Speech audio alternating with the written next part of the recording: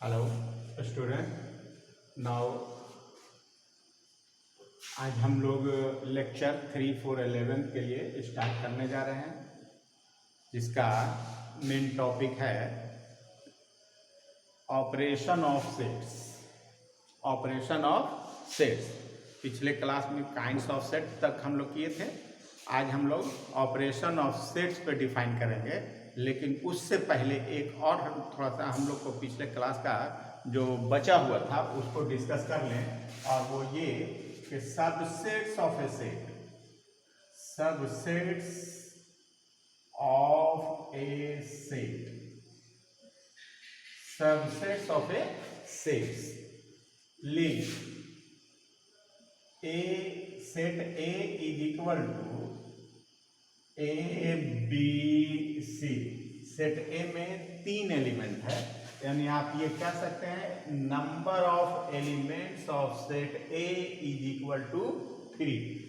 Number of elements of set A is equal to 3। Then subsets of A, subsets of A are 5 set containing one element, set A, set B, set C, set containing 2 elements, that is set AB, set BC, set CA, and last set containing 3 elements, set ABC, which is equal to A. ये number of subsets of a set. Regain करें, अब हम जब set का definition दे रहे थे और उसमें नल सेट को बताए थे, और सबसेट में ये डिफाइन किया था कि five is a subset of every set. Null set is a subset of every set. और दूसरा पॉइंट उसमें नोट में हम ये लिखाया था कि each set is a subset of itself. अब हम लोग यहाँ पे देखिए, ये जितना सेट्स है वे सभी सेट्स इस सेट का सबसेट है। एग्जाम्पल के तौर पे 5, तो 5 is a subset of every set. Set of a, इसका हर एक एलिमेंट इस सेट में है, दैट मीन्स ये सेट इस सेट का सबसेट है। उसी तरह से ये सब सबसेट्स है। अब यहाँ पे आए तो ए हो गया ये, और ये हम लोग किस प्रॉपर्टी को फॉलो किया? Every set is a subset of itself.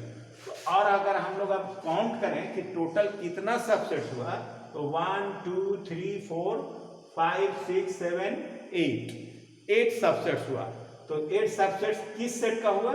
तो हम लोग कहें कि उस सेट के सबसेट्स जिस सेट में containing 3 element, the set containing 3 element, number of subset is equal to 8। तो इसको हम लोग फॉर्मूला के तरह पे यूज कर लेते हैं कि if NA, that is number of elements of set A is equal to n, then number of subsets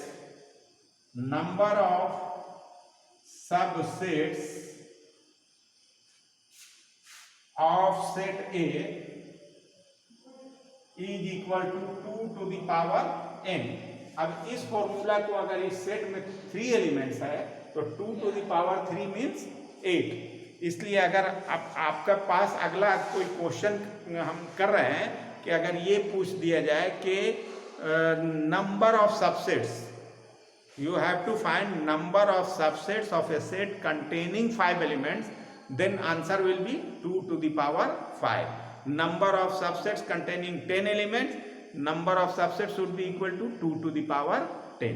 ये हम लोग नंबर ऑफ सबसेट डिटरमिन करने का ये मेरा फॉर्मूला हो गया 2 to the power n। अब आए हम लोग ऑपरेशन ऑफ सेट्स पे चले आइए हम लोग। तो इसमें हम लोग सबसे पहला जो है वो union of 2 sets, union of 2 sets, union of 2 sets, union of 2 sets। Let A and B are two sets, then union of A and B denoted by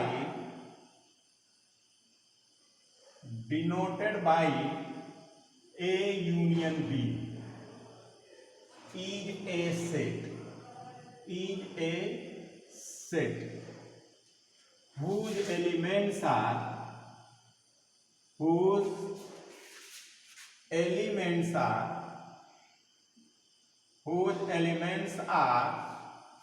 the elements of A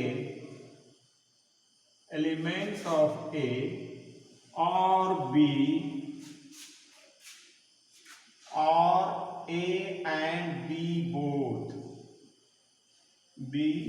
both। पहले इसको अब हम लोग symbol में लिखिए, symbolically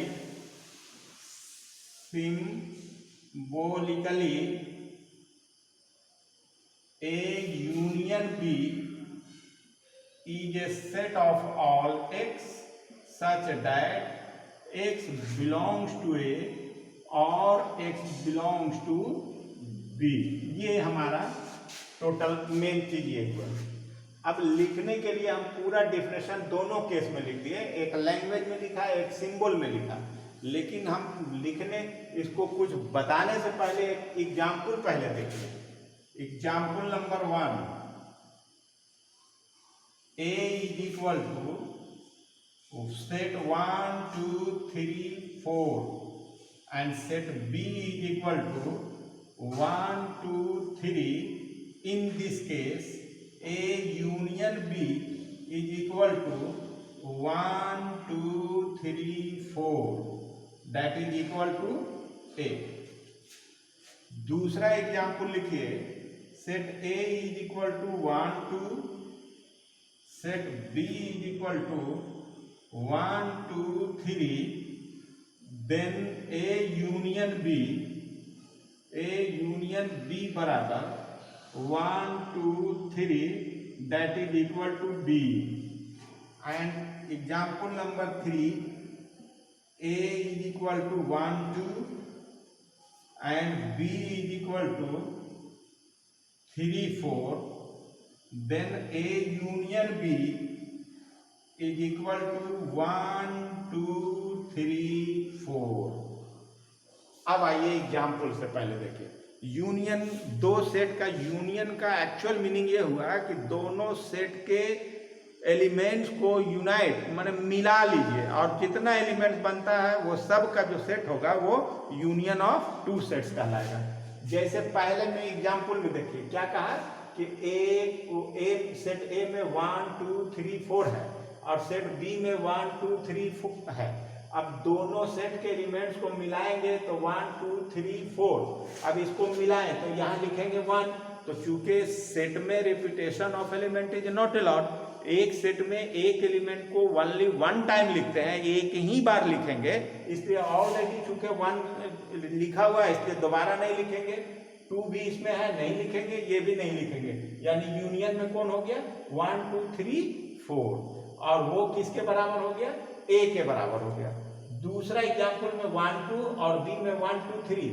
अब दोनों में यूनियन कीजिए तो 1 2 और फिर दोनों को मिलाएंगे तो एक्स्ट्रा में कौन हुआ 3, इसलिए 1 2 3 रहा, ये बी के बराबर हुआ। इसमें में देखिए 1 2 और 3 4 दोनों को मिलाएंगे तो 1 2 3 4।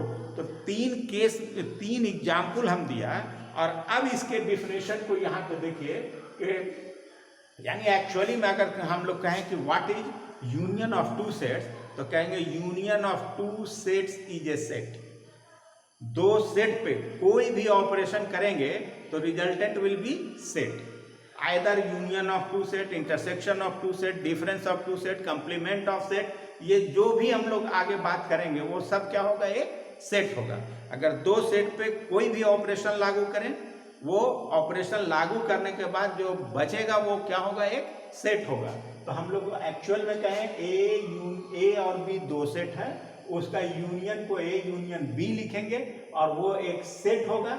और जब सेट होगा तो डिस्कस कीजिए कि उसका एलिमेंट्स कैसा होगा।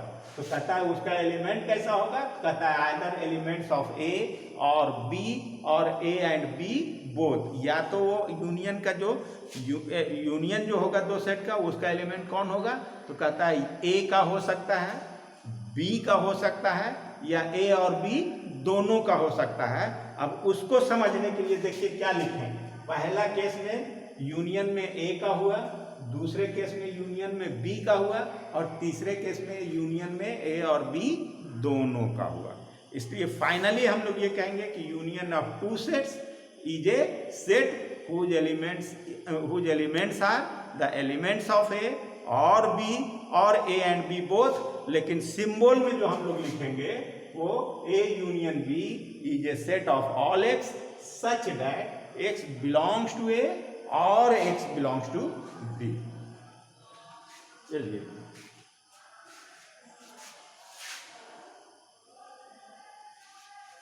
नेक्स्ट में लिखिए intersection of two sets.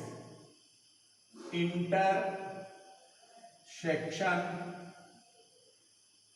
of two sets, A and B are two sets, then A and B are two sets, then intersection of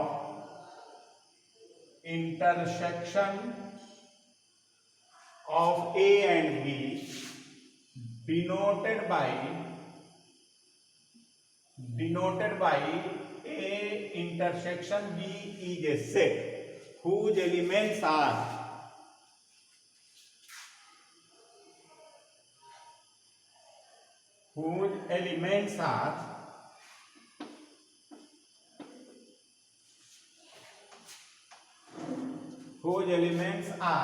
the common elements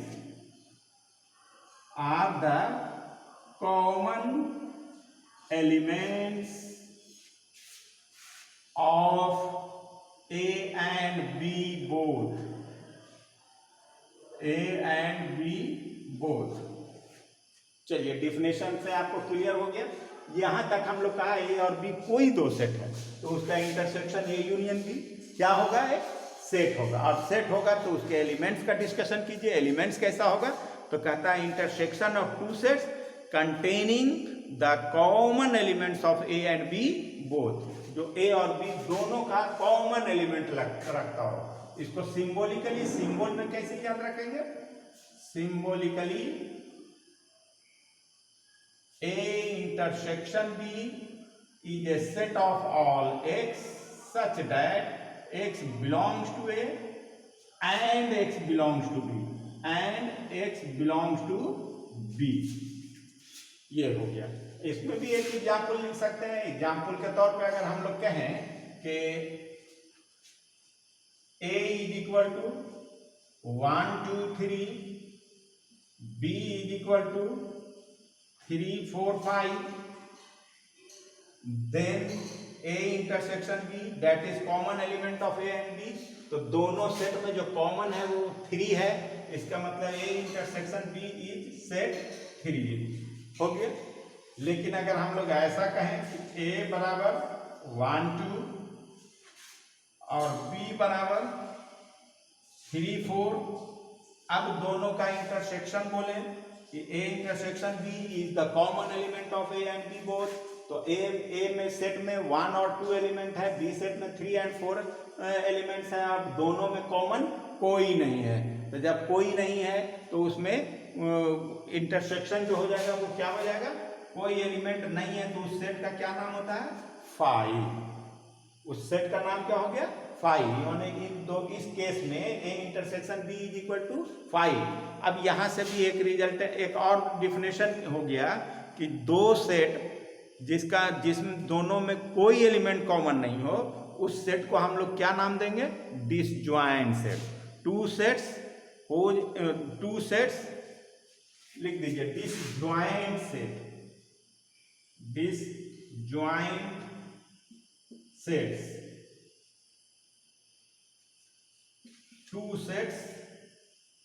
two sets having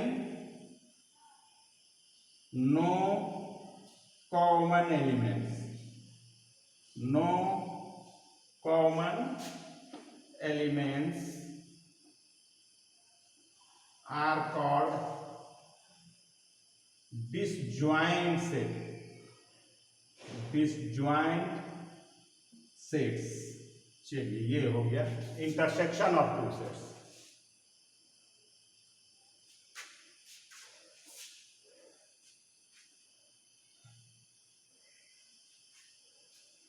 note करते चलिए आप। Next है difference of two sets, difference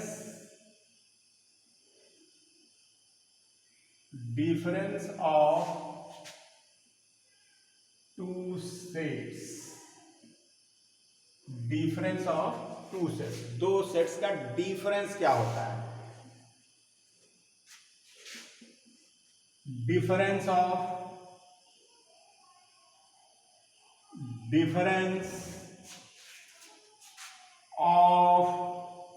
two sets A and B denoted by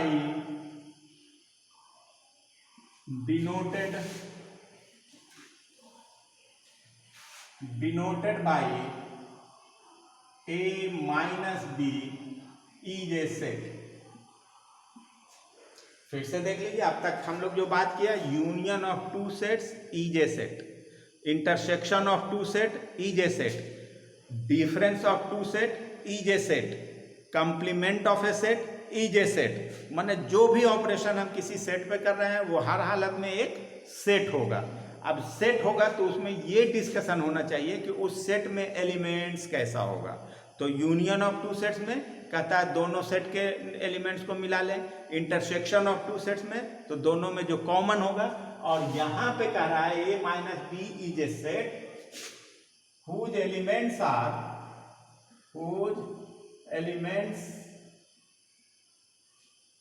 the elements of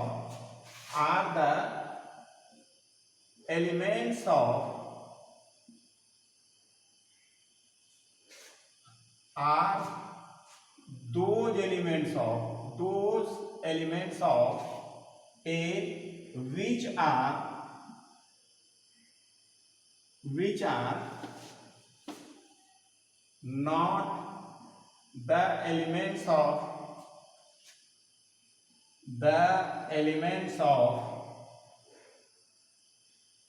B।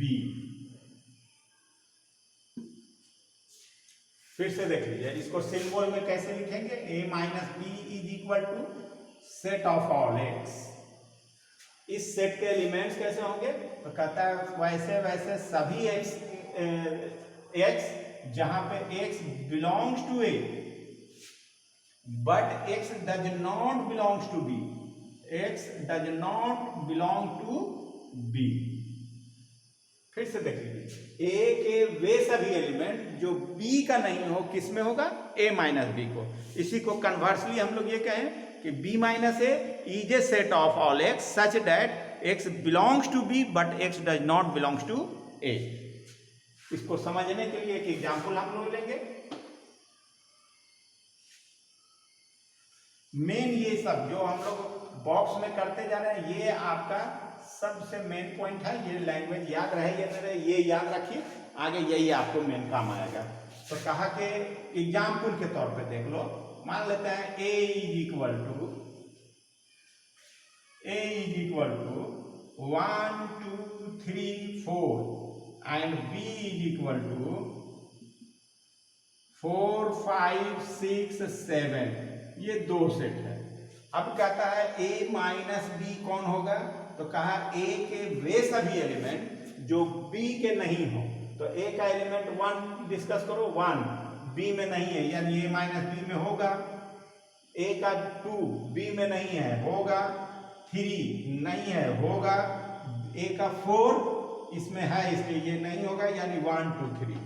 और जब आप ये आपका clear हो गया तो आप ही से पूछते हैं कि b माइनस ए क्या होगा, तो आप नेचुरली ये बात कहेंगे कि b माइनस ए माने b के वे सभी एलिमेंट जो a में नहीं है, तो 4 जो है वो a में है, उसके अलावा कोई नहीं है, इसलिए b माइनस ए में कौन हो जाएगा 5 6 7। तो ये हो गया आपका b minus A. Difference of two sets. उसके बाद आएंगे complement of two sets, sorry complement of a set. तो कंप्लीमेंट ऑफ ए सेट को समझने से पहले एक वर्ड आएगा universal set.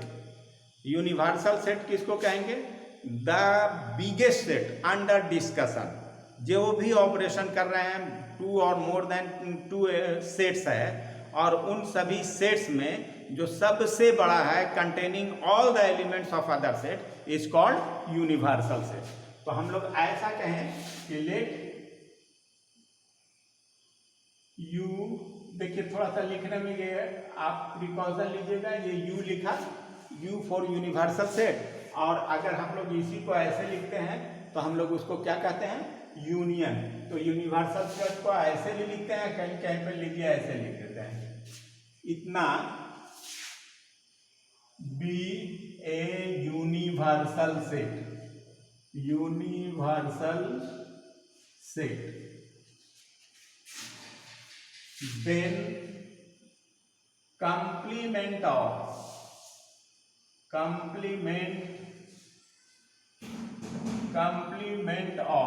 A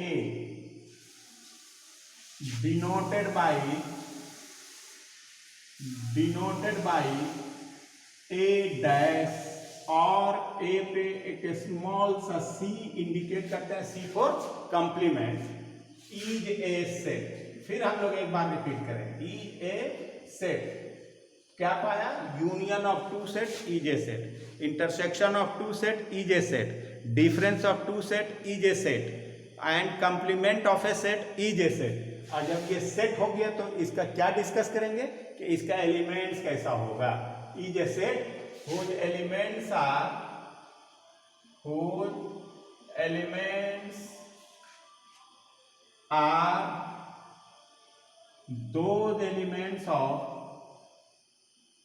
those elements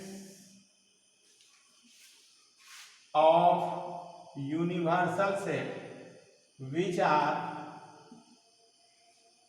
not the elements of A, not the elements of A।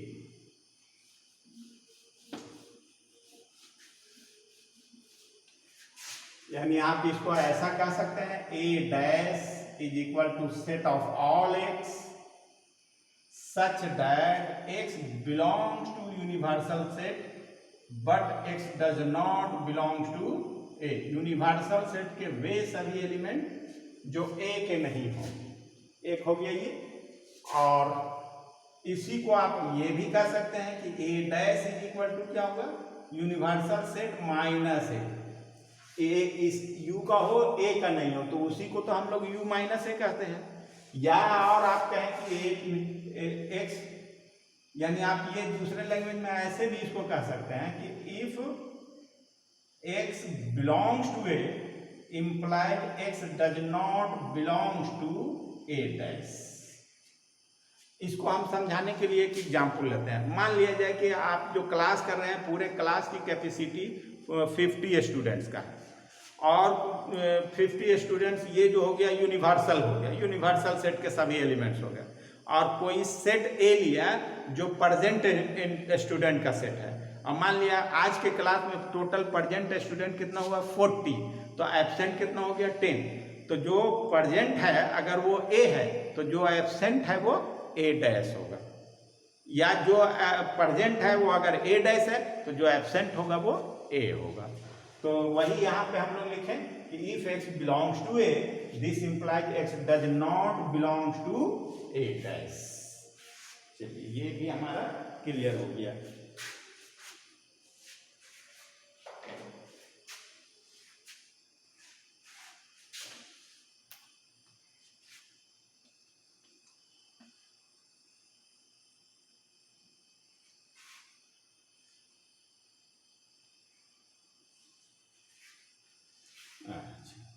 एक और हम लोग ये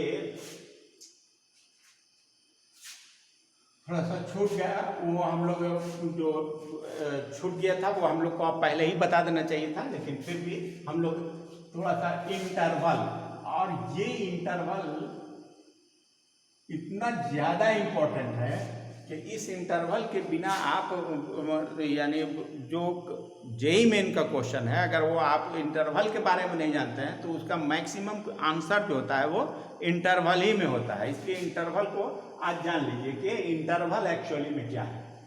इंटरवल, और इंटरवल को दूसरे लैंग्वेज में कहिए कि इंटरवल भी एक सेट है।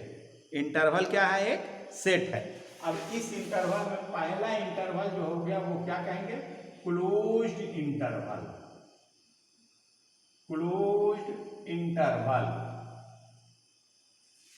क्लोज्ड इंटरवल क्या है? क्लोज्ड इंटरवल का डेफिनेशन पहले देखिए। Let A and B are any two real numbers, any two real numbers, then the set of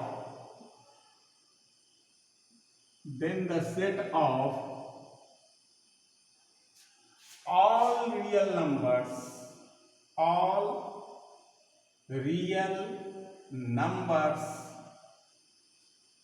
lies from A to B। फिर से जरा सही से ये देख लीजिए। Real number lie from A to B, यानी दो रियल नंबर है, एक है ए और दूसरा है बी, और कहा ए से बी तक। देखिए दो पॉइंट होता है, एक कहें कि फ्रॉम ए टू बी यानी ए से बी तक, तो उसमें ए भी है बी भी है और उसके बीच में जितने नंबर्स हैं वो सब है। लेकिन एक लैंग्वेज और आएगा, lies between A and B, A और बी के बीच में, तो ए और बी के बीच वाला होगा, उसमें ए और बी नहीं होगा। तो कहता है ये हमारा lies from A to B. जैसे तो इसको close to real number then the set of all real numbers lie from A to B is called closed interval denoted by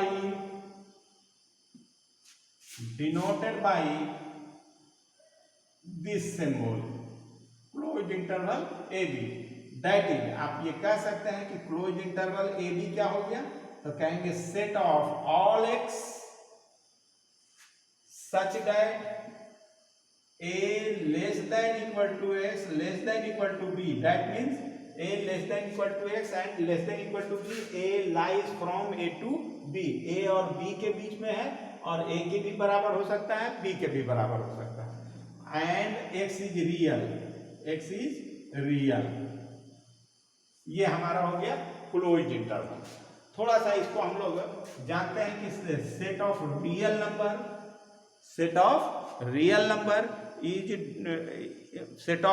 number is represented by a straight line called real line.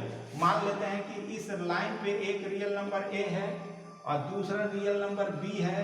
अब इस real number के बीच में बहुत सारे numbers होंगे, तो जब बहुत सारे नंबर्स होंगे तो कहा कि ए से बी तक, यानी इन सभी नंबर के ग्रुप में ए भी आ गया और बी को भी इंक्लूड कर लेंगे, तो देखिए ये सिंबल जो बन गया वो क्लोज्ड इंटरवल का बन गया। इसलिए क्लोज्ड इंटरवल में दोनों इन पॉइंट्स को इंक्लूड कर लेंगे, वो क्लोज्ड इंटरवल कहलाएगा। और वो हम लोग इस तरह से लिखते हैं।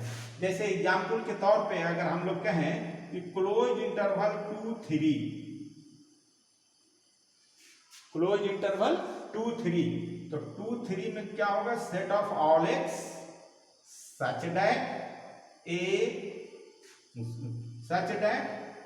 2 less than equal to x less than equal to 3, 2 से 3 तक, एंड एक्स इज रियल, तो ये हमारा कहलाएगा क्लोज इंटरवल 2 3। यानी इसमें 2 से 3 तक, अगर आपसे पूछा जाए कि 2 और 2 से 3 के बीच में कितने नंबर होते हैं, तो बहुत सारा कहेगा 2 और 3 के बीच में तो नहीं होता है। तो लैंग्वेज को पकड़िए, अगर कहें कि 2 और 3 के बीच में कितने नंबर्स होते हैं तब इनफाइनाइट नंबर होगा। लेकिन अगर कहते हैं 2 और 3 के बीच में कितने इंटीजर होते हैं तब एक भी इंटीजर नहीं होगा। इसीलिए यहाँ पे हम लोग कहा नंबर बहुत है, 2.1, 2.01, 2.001, इसी में कभी खत्म नहीं होगा। 2.2 तो हम लोग का एक्स्ट्रा हो गया है, इसलिए ये हम लोग यहाँ पे थोड़ा सा ब्रेक करते हैं, आगे डिफिनेशन देते हैं।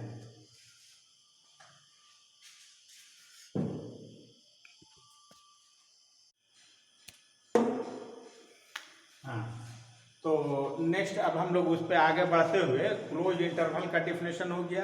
क्लोज इंटरवल कहते किसे हैं, उस पर कैसा एग्जाम्पल होगा वो हम लोग डिस्कस किया। अब नेक्स्ट में है ओपन इंटरवल। ओपन इंटरवल, फिर देखिए डिफिनेशन के तौर पे हम लोग क्या लिखेंगे, open interval is also a set let A and B are any two real number when the set of all real number lying between A and B and between or lying between A and B and lies from A to B, दोनों का difference हम बता दिया। lying between A and B का क्या meaning हुआ, A और B का बीच का हो, यानी A उसमें और B दोनों एक्सक्लूड हो जाए, तो उसी को हम लोग देखिए फिर से पढ़े। Real number lying between A and B is called open interval denoted by AB or AB.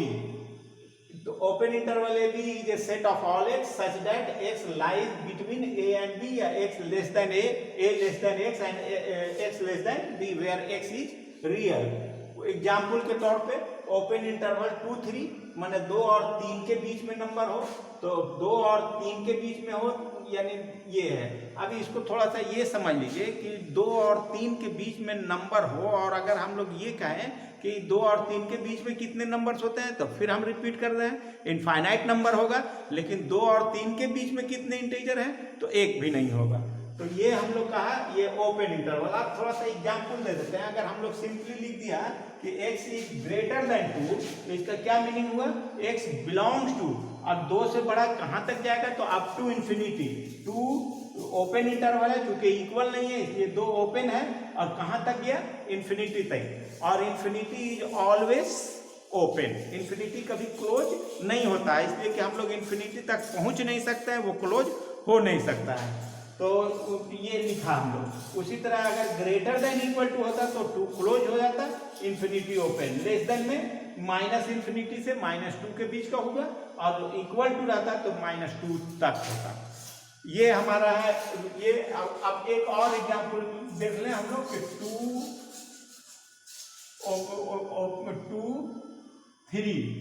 2 close 3 open. तो इसको हम लोग कैसे लिखेंगे, x belongs to set of all x such that x is equal less than or equal to, sorry इसको ऐसे लिख सकते हैं 2 less than equal to x less than 3।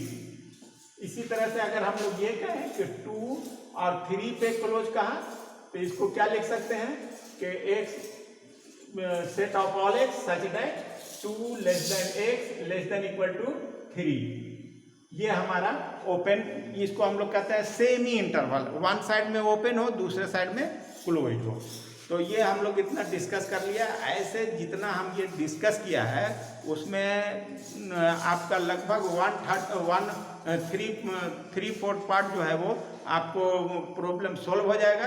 कुछ जो प्रॉब्लम होगा हम पूरे सेट थ्योरी का इसमें हम लेकर आपको बताएंगे नेक्स्ट क्लास में, और कुछ प्रॉब्लम बताएंगे। डेफिनेशन लगभग हो गया है, वो प्रॉब्लम बताने के बाद उसमें हमारा न्यू आएगा थोड़ा सा कार्टेशियन प्रोडक्ट, उसको अलग से डिस्कस करेंगे। ये हमारा सेट थ्योरी का डेफिनेशन लगभग पूरा हो गया। बस नेक्स्ट क्लास में नेक्स्ट लेक्चर हम लोग डिफाइन करेंगे some problem on set. Thank you.